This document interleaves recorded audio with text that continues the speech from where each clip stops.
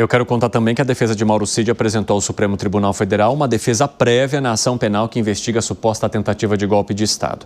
A Janaína Camelo volta ao vivo porque os advogados pediram a absolvição sumária. Ou seja, eles não querem sequer que Mauro Cid seja julgado ali no Supremo Tribunal Federal. E o que argumento eles apresentaram, hein, Janaína Camelo?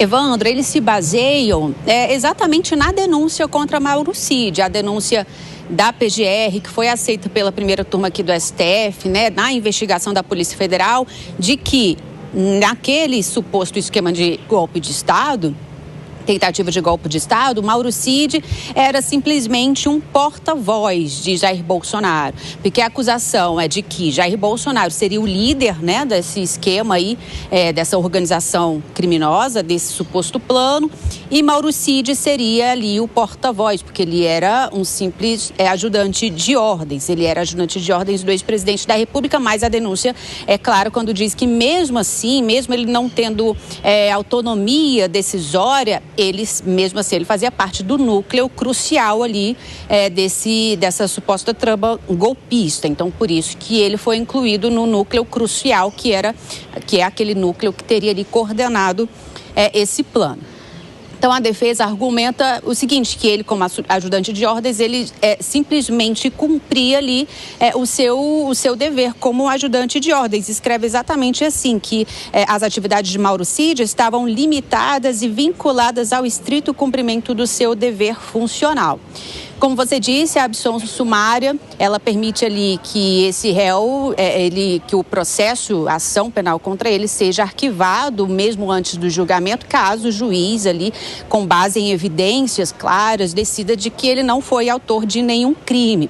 Agora, em tese, Evandro, essa absolvição sumária, esse pedido, na verdade, os benefícios da delação premiada de Mauro Cid não influenciam nesse pedido de absolvição sumária, não influenciam na decisão do ministro Alexandre de Moraes, de aceitar ou não esse pedido de decisão sumária.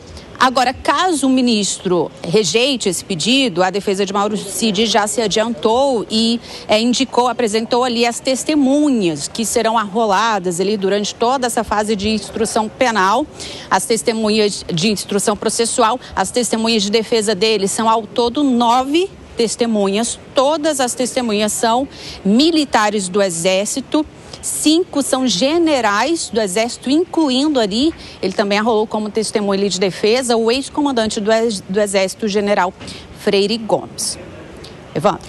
Obrigado, viu, Janaína? Bom trabalho para você. Agora, 5h29. Quem nos acompanha pela rádio, um rápido intervalo. Já espero vocês. Nas outras plataformas, nós continuamos ao vivo. E, Felipe Monteiro, qual a chance desse argumento da defesa de Mauro Cid prosperar?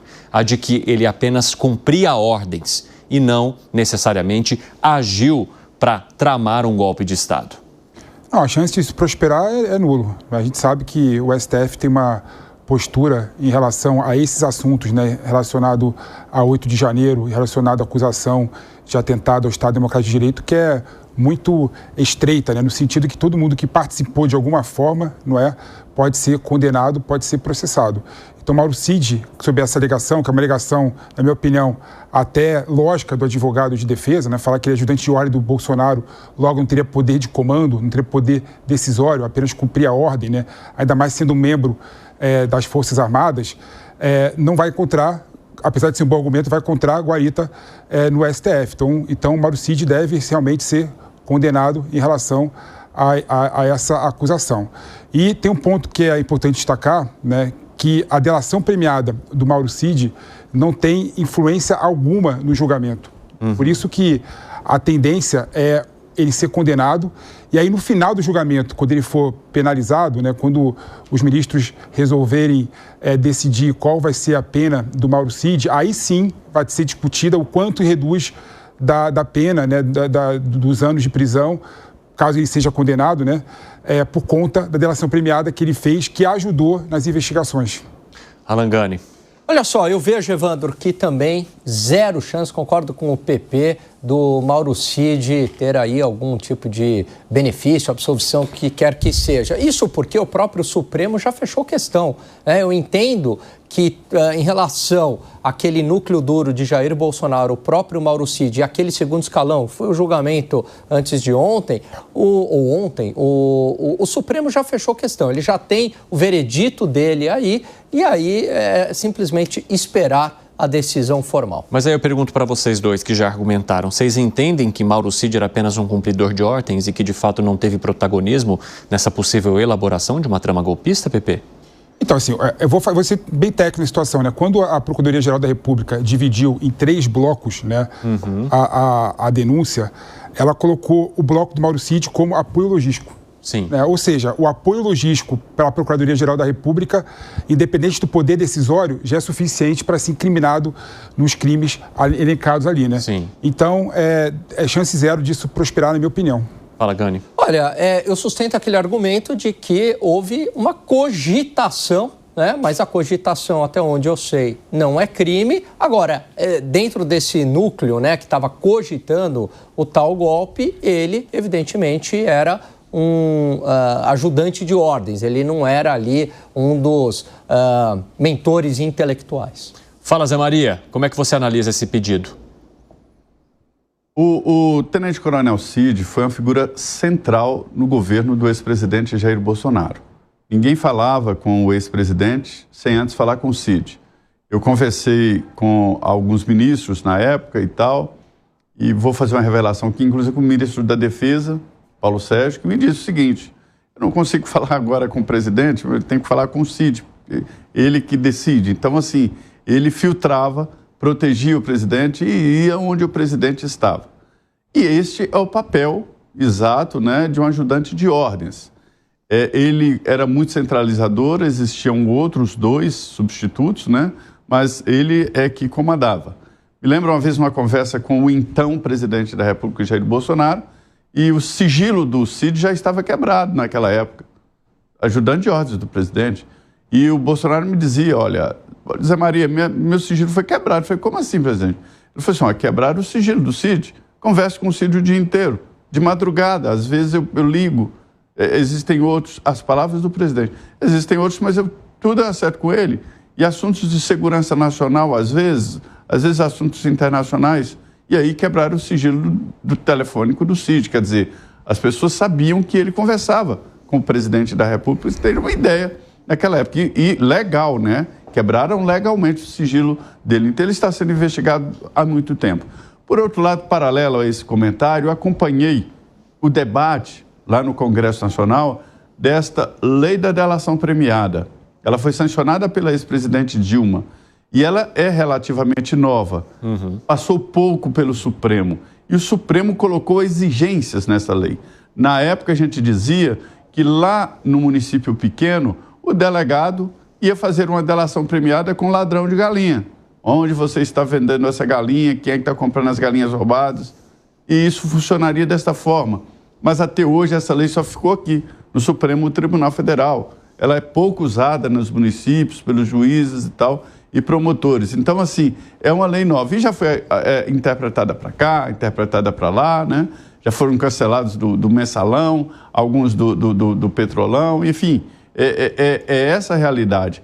Eu entendo que um delator, como o Cid está sendo, ele tem que receber benefícios, senão ele desmoraliza a própria lei, futuramente a própria lei da delação. Qual é a lógica? Antes ninguém denunciava corrupção, sabe por quê?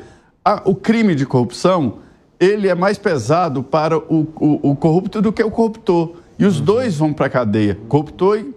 Então havia um acordo entre os dois de não denunciar, porque os dois seriam punidos, né? Então, essa lei quebrou essa lógica. Então, é isso. E mais, depois do Cid, nunca mais haverá um ajudante de ordens assim.